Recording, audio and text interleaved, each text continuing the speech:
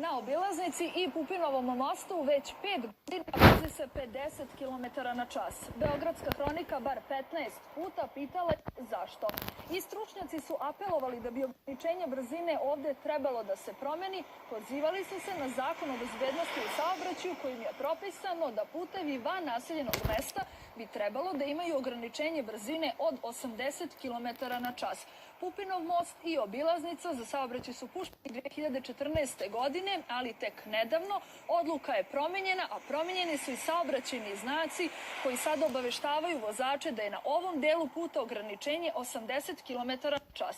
Ipak tako nije na celoj deonici. Zapravo, ograničenje brzine postavljeno je samo na onom delu puta gde postoji razdelna ograda između traka.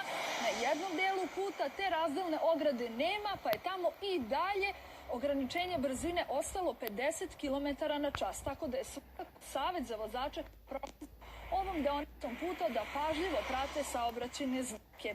U Komitetu za bezbednost saobraćaja kažu da je njihov stav da bi na ovoj deonici puta ograničenje brzine moglo da bude čak 100 km na čas, ali kažu da to u ovom trenutku nije izvodljivo.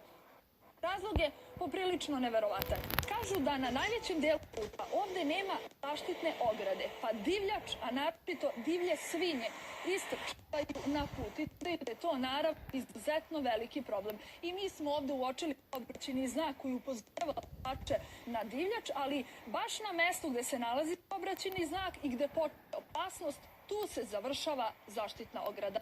Rado?